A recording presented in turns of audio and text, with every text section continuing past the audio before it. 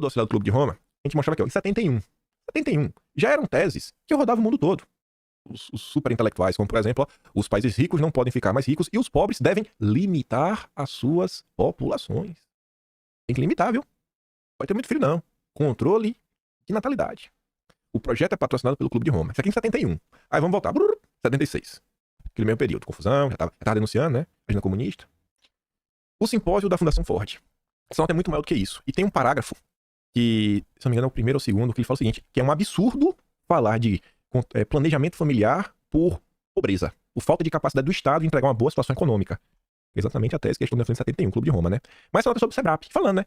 Teve um simpósio, patrocinado com a Fundação Ford, turma do SEBRAP, outros grupos. E aí eles apresentaram trabalhos sobre fecundidade, crescimento demográfico e o tamanho da família. Outros como Paul Singer, Ed Kogu, Morvan Moreira, falam sobre modelos econômicos e sociológicos do comportamento familiar. Olha como a turma tava preocupada. E aí o deputado Jailson Barreto, um dos poucos a relacionar abertamente a política de planejamento familiar com migrações internas, o deputado criticou a realização do simpósio da Fundação Ford no Sheraton, no Rio de Janeiro, e ao mesmo tempo perguntou como o governo brasileiro permite a atuação de entidades como a Benfam, apesar da legislação federal ter toda ela um enfoque de estímulo à natalidade. O Brasil quer que as pessoas tenham filhos, e vocês estão vindo na conta, tá tudo errado. Tudo errado, tudo errado, tudo errado. E tem vários textos. Ó, planejamento familiar, vamos selecionar os melhores. Rapaz, na última vez que eu vi alguém falando de selecionar... Não, esse aqui tá... Ih, defeituoso. Ih, rapaz. Isso, olha. Não vou nem falar o nome disso, viu? Não vou nem falar o nome... Isso aqui foi 77 também. Fundação Forte, tá ali, dá pra ver meio ver. Isso é brabo também, ambos na mesma nota.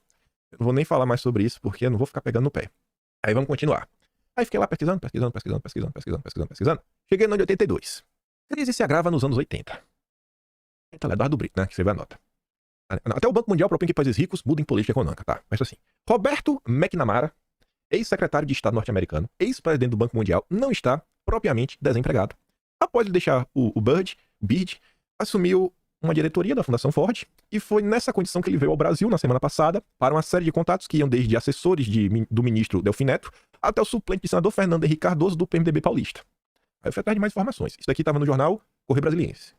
No Jornal do Brasil, de 21 de setembro daquele mesmo ano, aí tem mais informações, teve um jantar do McNamara.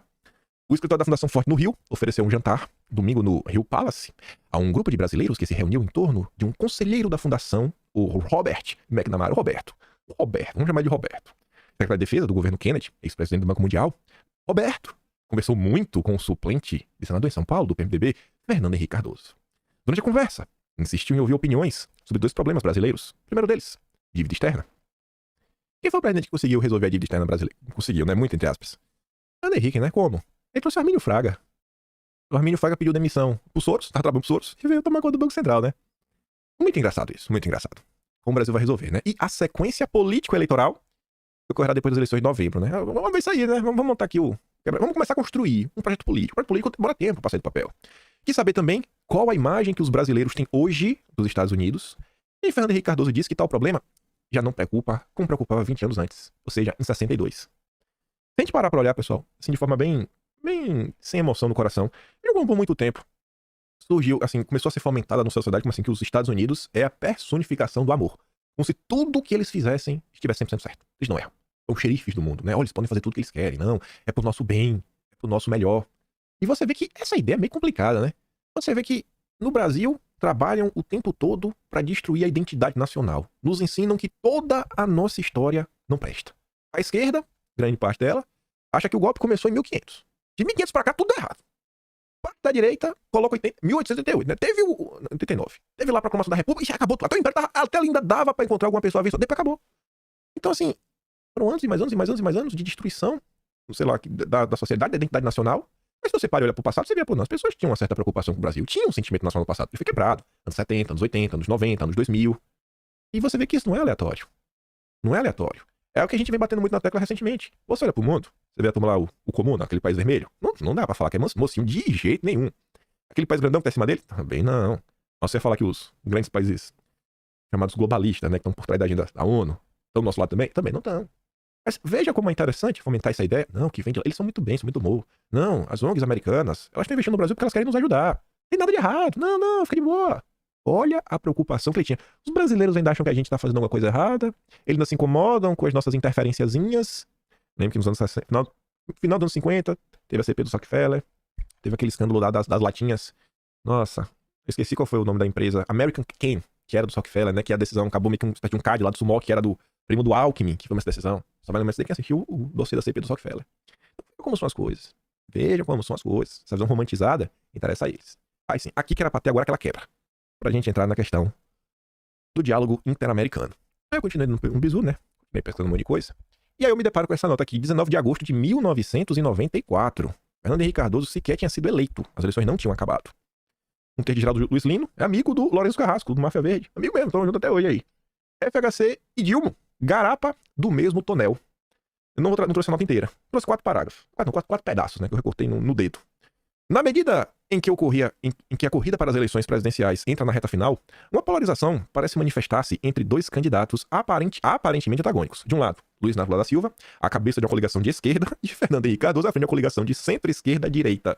Na verdade, trata-se de uma falta disjuntiva que está sendo oferecida aos brasileiros. À sua maneira, ambos estão comprometidos com a agenda das oligarquias globalistas, malthusianas, né, que é controlar a quantidade de pessoas no planeta, internacionais, para as quais é crucial manter o Brasil afastado de um caminho que o leve a um processo continuado de desenvolvimento soberano e equânime, o que constitui uma ameaça ao pesadelo chamado de nova ordem, que pretende implantar em todo o planeta. Né? Até onde se pode perceber, tal condição será assegurada com a vitória de qualquer dos dois candidatos. Da mesma forma, tanto a FHC quanto o Dilma são membros do chamado Diálogo Interamericano, uma pouco conhecida organização que reúne representantes da nata do establishment americano e de outros países do continente. Criado em 82, por instâncias do Departamento de Estado norte-americano da família Rockefeller, a entidade promove reuniões anuais para a discussão do que considera os principais problemas continentais e a busca de soluções comuns para eles.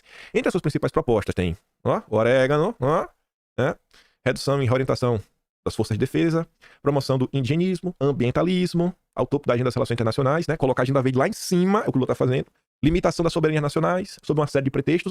O que o Lula disse, não dá mais pra gente ir na COP, tomar uma decisão e ter que depois ir no Congresso Nacional para implementar. Não dá, porque o Congresso não coloca. Pelo menos nisso. A ONU tem que ter esse poder. Ou seja, vamos abrir mão da soberania nacional vamos a esse pretexto, nesse contexto.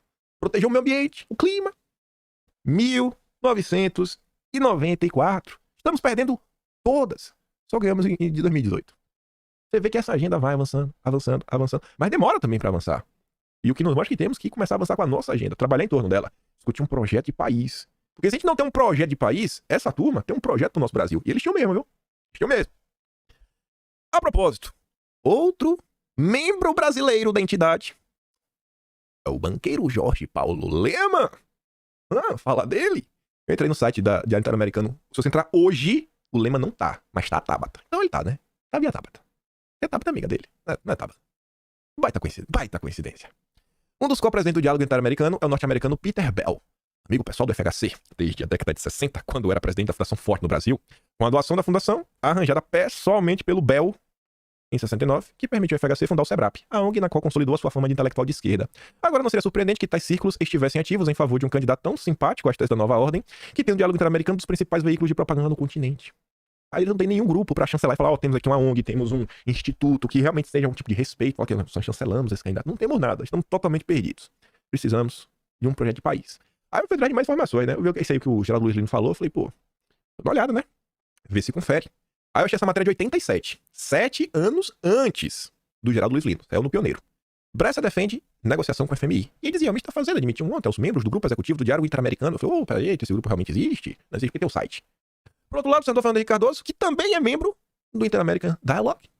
Então ele realmente é membro e a FHC continua no quadro de membros até hoje. Então, essa informação confirma. O Inter-American Dialogue, entidade não governamental composta por 60 personalidades das Américas e que se reúne periodicamente para examinar os problemas da região e aprofundar as possíveis soluções. Estava muito preocupado, né? Tá bom. Aí, encontrei mais outra nota, também de 87, 5 de maio de 87, na mesma linha. FHC, que integra o comitê, descartou, porém, a possibilidade do governo recorrer ao FMI por causa de suas teses recessivas, argumentando que o melhor caminho seria levantar empréstimos junto ao próprio Banco Mundial. Peraí, Banco Mundial? Quem é que estava no Banco Mundial, que a gente falou recentemente, e que não estava mais depois, e assumiu a Fundação Ford? O McNamara? Roberto McNamara, Fundação Ford. Será que Fernando Henrique Cardoso tinha motivos para preferir o Banco Mundial, que seus amigos da Fundação Ford nada tinham contatinhos no WhatsApp? Peter Bell, um dos vice-presidentes do comitê, observou com tudo que o FMI vem sendo pressionado ali, blá, blá, blá. Peter Bell também era membro do Diálogo Interamericano. E aí, numa nota muito melhor, publicada no Tribuno da Empresa de 1995, essa nota, ela se refere a uma matéria publicada no New York Times, onde o Peter Bell que foi apontado lá pelo Geraldo Luiz Lino como o cara que era amigo de FHC desde a década de 60 e que arrumou um dinheiro para FHC montar a ONG dele. Essa nota traz uma fala, porque o Peter Bell lhe concedeu uma entrevista para o New York Times. Aí tá ali, ó. O jornal conta ainda um episódio ocorrido em 69, envolvendo FHC, e o ex-funcionário da Fundação Ford, Peter Bell. Abre aspas. Saboreio hoje a ironia. Eu fui pressionado pela embaixada americana a cortar recursos da fundação destinados ao grupo que o senador Cardoso estava criando. A embaixada alegava que ele era comunista sem futuro. A federação comunista não bota dinheiro não, pô. Vai estar gastando dinheiro, gasta dinheiro com outra coisa. Disse Bell. Hoje, presidente em Washington da Inter-American Dialogue, né? O Peter Bell hoje era o presidente do Diálogo Interamericano. E FHC, em 95, era presidente do Brasil. Então, assim, aí você volta pra revista Manchete. Não, foram os militares. Eles colocaram assim contra o FHC e tornaram ele um grande político. Não. O FHC foi formado com dinheiro internacional. Internacional. Assim, a gente vai pagar pra te promover no mundo. Você é o nosso garotinho dos olhos de ouro. E aí o grupo que ele se referia era a SEBRAP. Então o cara assume. Eu botei dinheiro. A gente promoveu. Foi 180 mil só pra abrir, gente. Conforme os anos foi passando, foi mais dinheiro entrando. Tá de brincadeira comigo. Aí eu fui no Arquivo Nacional. O Arquivo Nacional não é tão bom de procurar as coisas. E é muito demorado. Mas, pra minha sorte, eu achei um documento confidencial produzido pela Secretaria de Inteligência da Aeronáutica no dia 12 de janeiro de 1994. Qual era o assunto? Ministro da Fazenda. Quem era ele? Fernando Henrique Cardoso. Aqui é um documento secreto da inteligência. Isso é um verdadeiro dossiê. Como é que eles falavam, né? Vou para a parte que me interessa. Da fundo FHC. A partir de então, diversas publicações vêm apontando o ministro da Fazenda como os fundadores de 82 e até hoje membro do Diálogo Interamericano. Instituição criada por iniciativa conjunta do Rockefeller com o governo americano como sucursal da Comissão Trilateral para as Américas. Essa entidade funciona como um grupo de influência política estratégica com o objetivo principal de suplantar as tradicionais relações bilaterais entre os americanos e demais países do hemisfério através da imposição de uma agenda supranacional regional como resposta à deterioração dessas relações a partir da crise das dívidas externas. Olha só, né? Deu uma na dívida, tá? Eles estão falando de dívida ali, né? Não, isso aqui, vamos rever aí, né? Através do sistema financeiro, você impõe controle. Controle através do sistema financeiro. Tipo SG, né? Tipo SG. Mudou, agora é SG. Agora eles deram um próximo passo. As coisas não mudam. O Diálogo Interamericano é apêndice da Comissão Trilateral. Aí, esse dossiê da aeronáutica, da inteligência, tinha um anexo. Olha o anexo. É as maluquices da aeronáutica, não é culpa minha, só tô lendo. O Conselho de Relações Exteriores, o Círculo Bilderberg, a Comissão Trilateral. O Conselho de Relações Exteriores foi uma entidade criada em Nova York em 21, né? Conselho privado, papapá, ppp. Aí, na década de 50, o Conselho se deparou com a necessidade de possuir uma instância extraoficial e privada para responder um novo contexto criado pela crescente transnacionalização das grandes corporações e poder contar com a representação europeia qualificada. Foi criada então em maio de 54 na Holanda, o Círculo de Bilderberg. Você tem as bolsas de valores, você tem as bolsas de valores, né, da vida, porque basicamente é um braço disso. As empresas transnacionais continuam impondo suas vontades através do compliance. Vai botar lá um monte de regra, faz o lobby, né? Aí o lobby cria umas mudanças nas legislações, que os pequenos e médios quebram, só eles vencem. Tudo uma articulação que vem de cima para baixo. Nada mudou. Nada mudou.